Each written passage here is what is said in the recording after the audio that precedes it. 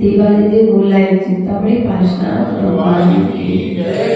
सासनाई भगवान महावीर स्वामी की जय। आचार्य भगवंत कुदकुद स्वामी की जय। आचार्य भगवंत विशुद्ध सागर विराट सागर जी, विशुद्ध सागर जी, विभव सागर जी महाराज की जय। छेड़ा ग्रंथ राज की जय।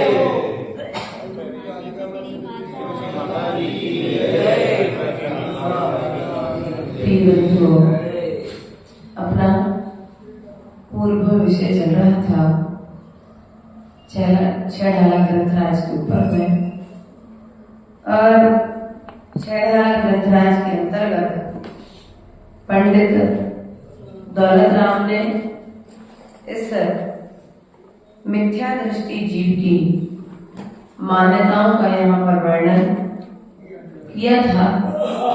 यह जो मिथ्या दृष्टि जीव है, यह किन किन मान्यताओं में जीता है और जीता रहा है, और सदा इन्हीं मान्यताओं में जीता रहेगा।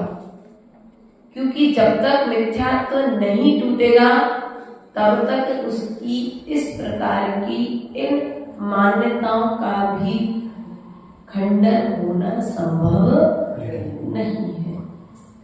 मिथ्या दृष्टि जीव निरंतर यह विचार करता रहता है, मैं सुखी हूँ, मैं दुखी हूँ, मैं गरीब हूँ, मैं अमीर हूँ, मैं धनवाला हूँ, मैं घर वाला हूँ, मैं गोधन वाला हूँ, मेरा प्रभाव है, मेरे पुत्र है, मेरी पत्नी है, मैं सबल हूँ, मैं निर्बल हूँ, मैं रूपवान हूँ, मैं बेरूप हूँ, आदि आदि प्रकार से यह विचार करता रहता है। तो पंडित दौलत राम जी दो शब्दों में उत्तर दे देते हैं, ऐसी मान्यता को मानने वाला मिथ्यात्व के साथ साथ में यह प्राणी मूर्ख है। अर्थात मूर्ख की परिभाषा पंडित दौलत राम जी ने बता दी। कितने आसानी से कह दिया, सुख में सुखी होने वाला, दुख में दुखी होने वाला, धन में खुश होने वाला, निर्धन में दुख होने वाला, रूप में सुखी होने वाला, बेरूप में दुखी होने वाला जो जीव है वह मूर्ख है। कोई आपसे कह दे तो आपको बुरा कह दे, सीधी सीधी, भैया ज्यादा रूप को घमंड नहीं करो, है ना, क्योंकि तुमसे ज्यादा सुंदर तो मोर है, तुमसे ज्यादा रूपवान तो कितने पक्षी है, लेकिन फिर भी घमंड। मनुष्य के पास में ज्ञान है, ज्ञान के साथ में मन है, और मन के कारण व्यक्ति क्या करता है, मन मानती है। और जब मनमानी करता है तो मनमानी के कारण वह संसार में परिभ्रमण को प्राप्त करता रहता है। इसी क्रम को आगे बढ़ाते हुए पंडित दौलत राम जी कहते हैं कि देखो, अजीब और आश्रव तत्व का विपरीत श्रद्धा करते हुए अभी पूर्व में तो मिथ्या दृष्टि शरीर और पर पदार्थ के प्रति कैसा विचार करता है, यह बात को हमको बताया था। अब यहाँ पर अगले क्रम पर कहते हैं कि अभी भी इसकी और मान्यताएं हैं। बोले हाँ, संसार में परिभ्रमण का कारण अर्थात दुख का कारण इस जीव की मान्यताएं हैं। तो कौन कौन सी मान्यता है? तने उपजते अपनी उपज जाने तन सत्य आप को नास मान, राग आदि प्रकट ये दुख देने ही को सेवत गिनत जैन। तन उपजत अपनी उपज मान, क्या मान लिया इस जीव ने? तन का जन्म हो गया सो अपना जन्म मान लिया। बल्कि वास्तविकता में एक बार विचार करना, क्या है? आत्मा का जन्म, तन के जन्म से आत्मा का जन्म हुआ है कि आत्मा अजन्मा है? भैया आपको कहीं पर सामान भेजना था, आपसे अग्नि मंगाई थी भैया, तो अग्नि जब मंगाई थी तो हाथ में लेके आओगे कि कछु पात्र में लेके आओगे? हाथ में आप अग्नि नहीं ला सकते ना। उसी प्रकार से इस जीव को यदि संसार में रहना है, संसार में रहने के लिए उसे शरीर की आवश्यकता है। सिद्धालय में रहने के लिए शरीर की आवश्यकता नहीं है। वो संसार में कब तक रहेगा? जब तक उसके पास में कर्म रहेगा। क्या रहेगा? कर्म रहेगा। और जैसे ही ये 8 कर्म नष्ट होंगे, यह जीव क्या हो जाएगा? वृद्धालय में जाकर विराजमान हो जाएगा। अर्थात तन की उपज को अपनी उपज मान लेना और तन के नाश को अपना नाश मान लेना। राग आदि प्रकट, अर्थात ये जो है, ये जो राग है, यही तो तन की उपज और तन को अपना नष्ट मान करके यह जीव क्या करता है? राग आदि के कारण से दुख को प्राप्त। दुख का कारण क्या है भैया? पड़ोस में एक माँ का मरण हो गया। किसका मरण हो गया? एक माँ का, वो काफी समय से बीमार थी, बिस्तर पर पड़ी थी। उस माँ का कोई कारणवश अब आयु का पूर्ण हुआ और मरण हो गया। अब बताओ, आप उस माँ से इतना राग करते हो, उस माँ से राग करते हो कि उस माँ के तन से राग करते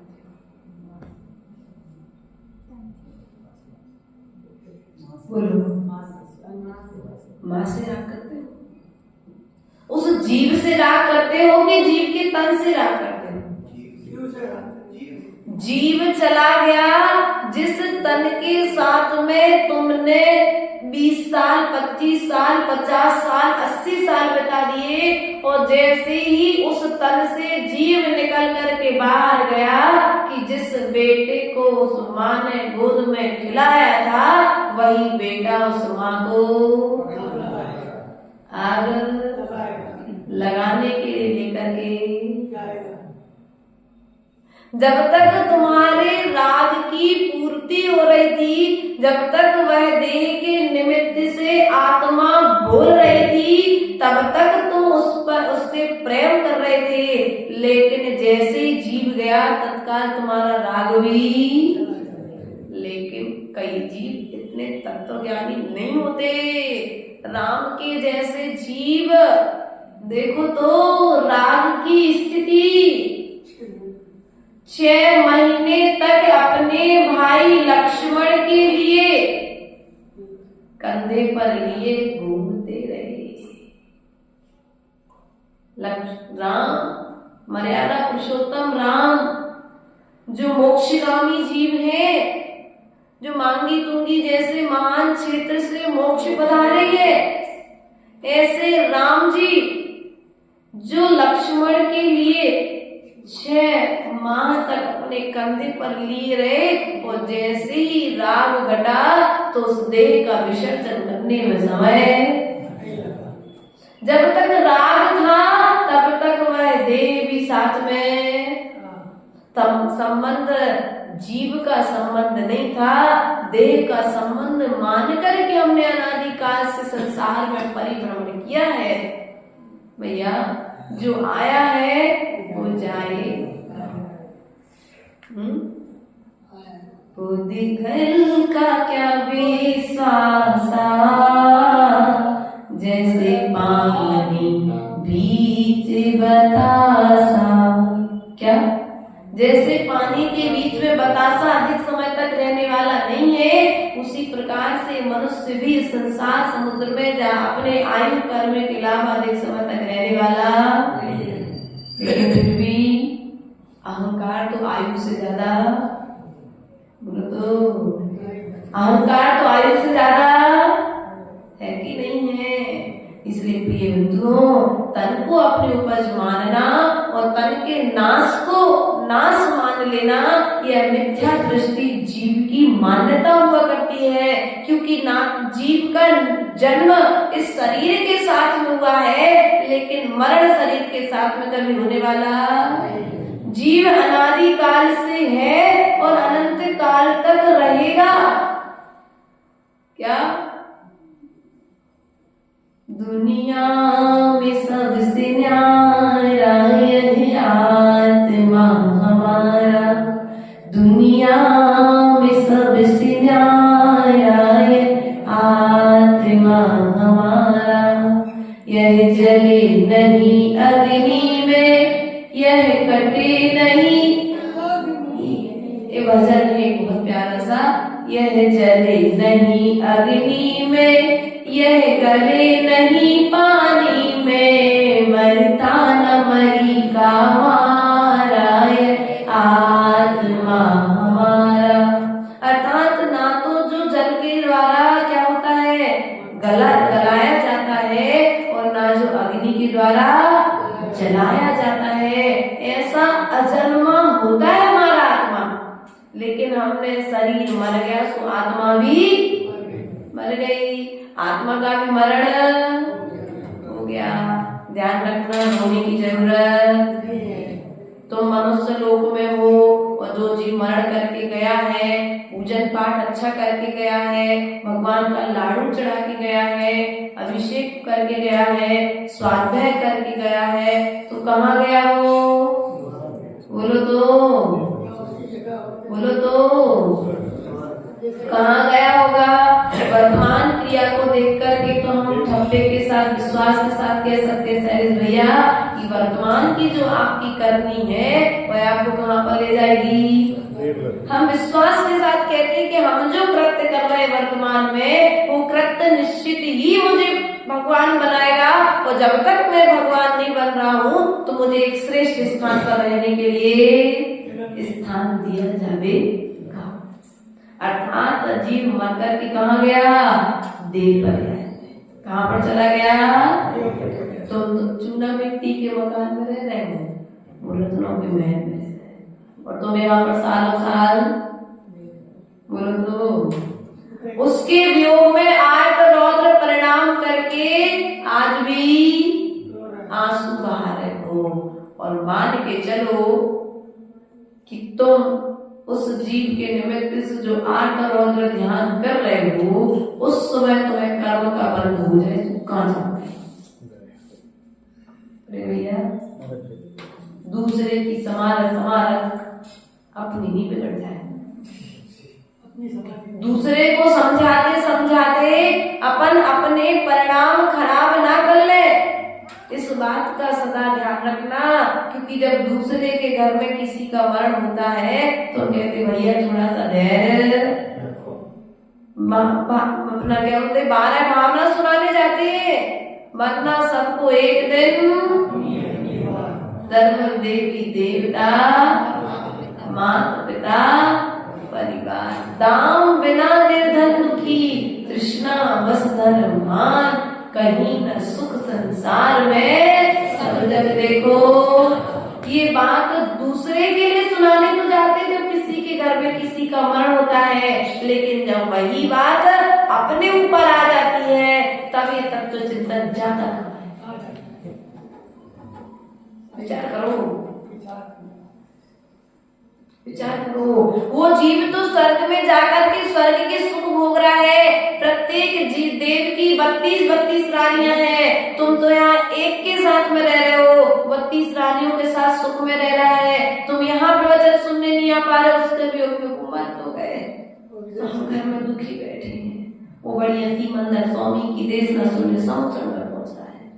वो बढ़िया भगवान के अभिषेक में जा रहा है, वो भगवान की भक्ति में लीन है, और तुम उसके राग में यहाँ बैठ करके कर्म बंद तो कर्म छुड़ाने के लिए वहां पे जाकर के भी पुण्य कर्म कर रहा है, और तुम राग के में पड़े रह करके यहाँ पर भी राग कर रहे हो। तो ध्यान रखना, राग करने वाला राग हो जाएगा लेकिन राग नहीं पाएगा। जिसके प्रति तुम राग कर रहे हो उसे वो राग हो जाएगा, उसे तुम राग नहीं पाओगे, एक दिन वो छूट जाएगा।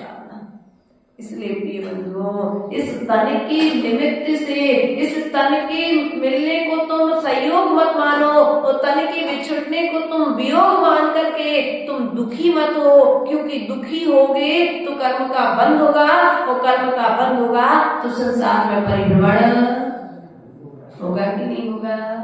और हमें बचना कैसे है?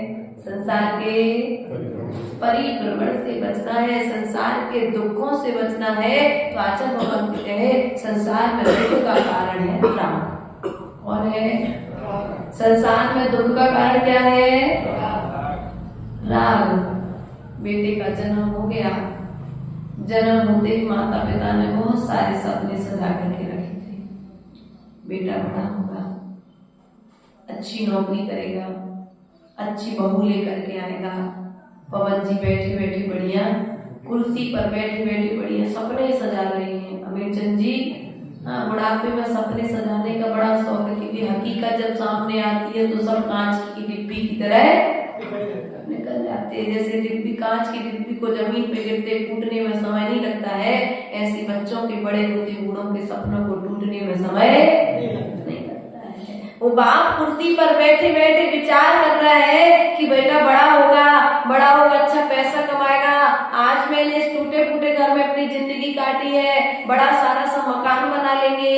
अच्छा आज भले ही मेरे पास खाने के लिए नहीं है, लेकिन जब बेटा कमाने लगेगा तो हम बढ़िया अच्छे से भोजन करेंगे, अच्छे कपड़े पहनेंगे, अच्छी बहू आएगी, वो अच्छे अच्छे पकवान बना करके खिलाएगी, बहू के निमित्त से पोता पोती आएंगे। नाना तरह के सपने अब व्यक्ति सजाने लगा है।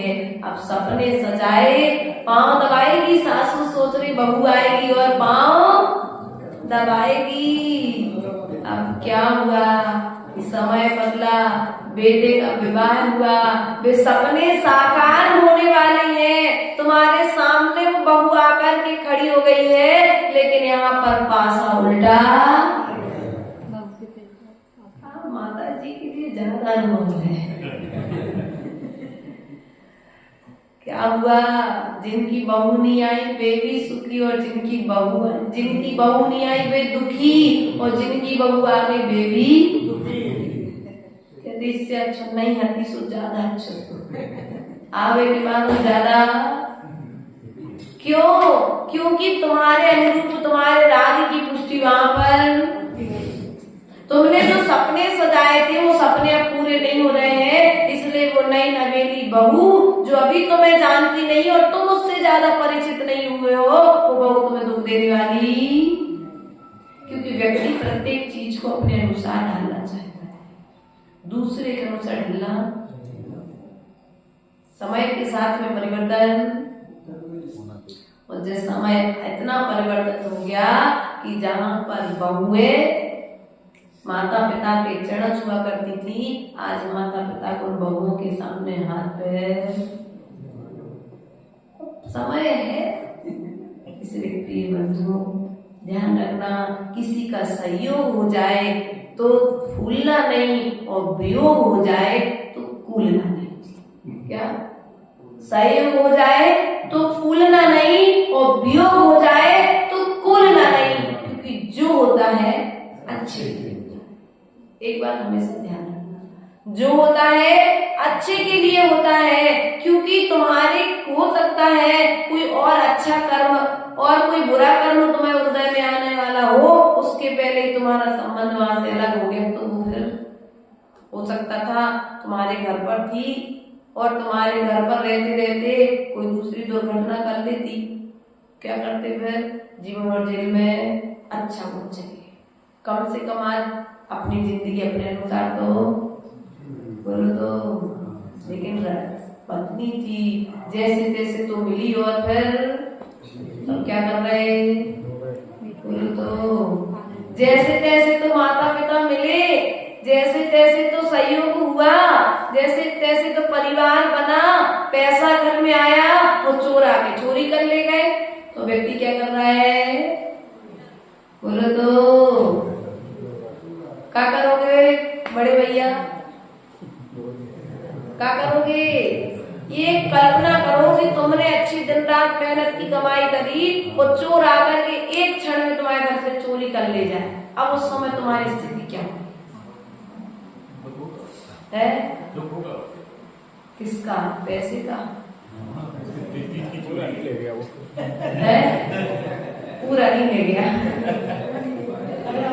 ध्यान रखना भैया, यदि ज्ञानी जीव होगा वो धन के जाने का गम नहीं करेगा, वो ये विचार करेगा धन गया है, धर्म तो नहीं गया, पैसा तो गया है, परिणाम तो नहीं गया, पत्नी चली गई लेकिन मेरा पुण्य तो नहीं गया।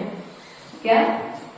पत्नी चली जाए लेकिन पुण्य नहीं जाना चाहिए, पैसा चले जाए लेकिन परिणाम नहीं जाना चाहिए, धन चला जाए लेकिन धर्म नहीं छूटना चाहिए, चाहे कुछ भी हो जाए।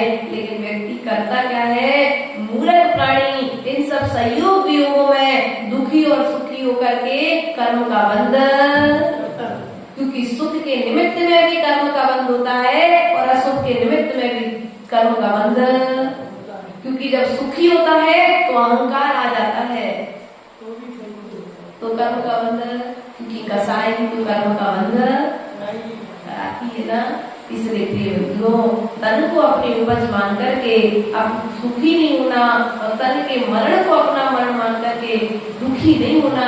यदि तुम्हें संसार के परिवरण से बचना है, जिस जीव के निमित्त से तुम यहाँ पर रो रहे हो, वो जीव तो स्वर्गों में सुख भोग रहा है और तुम यहाँ पर बिलक रहे हो। ध्यान रखना, अब जितने दिन का सहयोग था सो हो गया, आने वाला आकर के चला गया। अब ध्यान रखो, वो गया है तो मैं भी एक दिन जाना है, तुम्हें भी एक दिन जाना है। अब जैसे वो गया है उस प्रकार से तुम्हें जाना है कि कुछ अच्छा करके जाना है, ये विचार तुम्हें निरंतर करना है। क्योंकि जब तक आप इस तरह का विचार नहीं करोगे तब तक आप कभी अपना भविष्य संभाल नहीं सकते हो।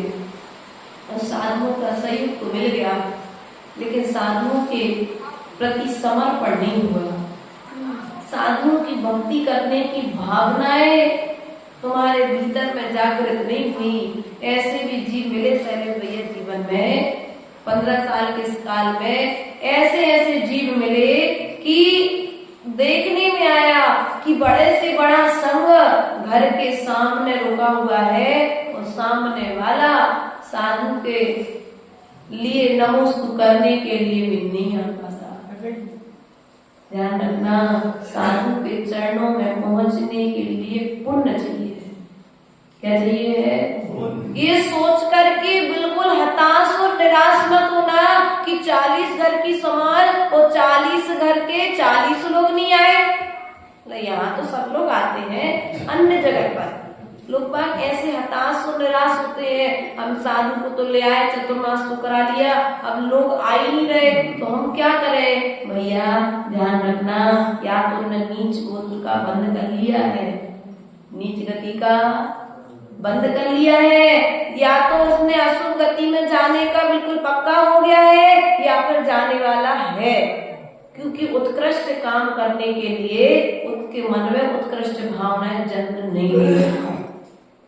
आचार्य गुरुदेव ने बताया था, जिसने देव गति का, नरक गति का या त्रियंच गति का बंद कर लिया है, ऐसा जीव साधु की अंजलि में एक ग्रास नहीं रख सकता। तो खूब पुरुषार्थ करना। राजा सैनिक सम्मित शिखर जी की वंदना करने गया, लेकिन उसने नरक गति का बंद कर लिया था, तो कोई कारण उसे वापस आना पड़ा। इसलिए कभी भी ये सोच करके दुखी मत होना, क्योंकि जो भव्य जीव होगा वही भव्य जीवों के कार्य तक पहुंच पाएगा। जो अभव्य जीव होगा वो वहां तक पहुंच नहीं पाएगा, क्योंकि अभव्य की कभी भी मिथ्या मान्यता छूटती नहीं है और भव्य कभी सम्यक दर्शन को छोड़ता नहीं है। जितने सम्यक दृष्टि है, देखो दूध 5 लीटर दूध, लेकिन 5 लीटर दूध में घी कितना निकला? बोलो। 5 लीटर दूध में 1 कटोरी 2 कटोरी अधिक से अधिक, इससे ज्यादा बस। ऐसे समाज में लोग होते क्वालिटी, क्या होती है? क्वालिटी वाले जो लोग होते हैं, कुछ क्वांटिटी वाले लोग होते हैं, कुछ क्वालिटी वाले होते हैं। और जो क्वालिटी वाले लोग होते हैं उनकी हर जगह कद्र होती है। जो ताली बजाने के लिए आ जाते हैं उनके लिए भी आगे व्यक्ति ने पूछता। इसलिए कभी विचार मत करना कि भीड़ देखे, हम तो कभी नहीं सोचते कि हमारे पास भीड़ है, तो हमेशा ये सोचते भैया जितने कम आए उतनी अच्छी। क्यों? क्योंकि तुम यदि हमारे पास ज्यादा आओगे तो हमारे धर्म ध्यान में तो बाधा बन। इसलिए जिनको हमसे सीखना है सुबह समय से आ जाते हैं, और जिनने ना अनादिकाल से सीखा है और ना आगे सीखने की भावना है, सुबह आज भी नहीं आएंगे, कल भी नहीं आएंगे। तुम उन्हें हमसे हमारे जैसे 1000 साल बुला करके खड़े कर देना, वे सहयोग को प्राप्त, क्योंकि उनके भीतर में जो पाप कर्म बैठा है ना, वो पाप कर्म उन्हें चाहते हुए भी पुण्य नहीं करने देगा। हाँ, बहाने बना देगा। क्या बहाने बना देगा सामने वाला कि सब कुछ अच्छा है, सब कुछ सुविधा है, लेकिन फिर भी कह देगा भैया के हमारे सूतक लगी, या हमें बाहर जाने हैं, या अब तो वैसे मान के चलो सैनिक भैया किसी के यहाँ गए और बोल दिया भैया तुम चौका लगा, उन्होंने कहा भैया तो कल सुबह बाहर जा रहे हैं इसलिए नहीं लगा पाएंगे। कोई बात नहीं, तुमने मना किया है ना, अभी तुम्हारा पुण्य नहीं था। साधु की व्यवस्था तो दूसरी जगह बन जाएगी, चिंता नहीं करना। और दूसरी बार मान के चलो तुम घर से बाहर निकले, अब तुमने कहा था बाहर रात तक जाना नहीं था, लेकिन समाचार आया कि फलाने का एक्सीडेंट हो गया, तो तुम्हें रातों रात फिर अब तुमने झूठ बोला था ना धार्मिक कार्य से बचने के लिए। सुनने में ऐसा मिला कि तुम्हारे बचने तुम्हें लग गया और तुम बाहर फिर। हाँ, एक बहुत गलत धारणा तुम लोग के भीतर में होती है, हमारे तो है ही का, हमारे तो कौन कछु है भैया, 2 ही टाइम की रोटी मिल रही, हमारे तो बड़े गरीब हैं। ध्यान रखना, ये जो नकारात्मक शब्द आप लोग बोल रहे हैं ना, इन नकारात्मक शब्दों का प्रभाव, आपके शब्दों का प्रभाव आप पर पड़ता है। आज घर में सब कुछ है, लेकिन फिर भी कुछ लोगों की मान्यता हो जाती है, हमारे पे तो खावे है ही नहीं भैया, हम वही जाना तुम्हारे पे कहा है। पैसा है, खूब बड़ा अच्छा मकान है, सोने के लिए बढ़िया अच्छा डल्लक का गद्दा है, एसी लगा हुआ है, टीवी लगी हुई है, बढ़िया चाय है, तो इतना है कि 2 ही हाथ घी में डूब के खाए तो खा सकता है रोटी, लेकिन फिर भी बोलेगा क्या, हमारे पास कछु, चिंता मत करो, तुम्हारी वाणी तुमको लगने वाली है। शब्द लगते कि नहीं लगते? तुम्हारे शब्द ही तुमको लगने वाले हैं, और तुम्हारे जीवन में ऐसा दिन आएगा कि तुम फिर आज कह रहे थे हमारे पास कुछ नहीं है, तो भविष्य में जाकर के तुम्हारे पास कुछ बचने वाला भी। इसलिए प्रिय बंधुओं, आज तुम्हें जो मौका मिला है उस मौके की कद्र कर लो, वरना फिर कब्र में जाकर के तुम्हें दफना तो सबको तो है ही, फिर सबको एक दिन जाकर के मरण तो प्राप्त कब्र, अर्थात सबकी अपनी अपनी व्यवस्थाएं हैं जिसको जिस हिसाब से विसर्जन किया जाता है। लेकिन शब्द के हिसाब से आप समझ लेना कि एक दिन सबका विसर्जन किए जाना है, और विसर्जन हो उसके पहले अर्जन करने की कला।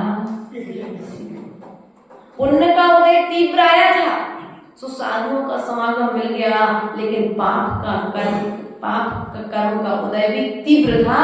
सो सामने रखी रोटी व्यक्ति खा नहीं पा रहा है। डायबिटीज हो गई, करोड़पति आदमी, शक्कर की शुगर की फैक्ट्री है जिसके घर में, लेकिन फिर भी शक्कर नहीं खा पा रहा है। सोने का व्यापारी है लेकिन फिर भी सोना नहीं पहन पा रहा, क्योंकि स्किन गल जाती है, छाले हो जाते हैं, सोना पहनता है। क्यों? पाप कर्म का साथ कर्म को उदय तो साथ में।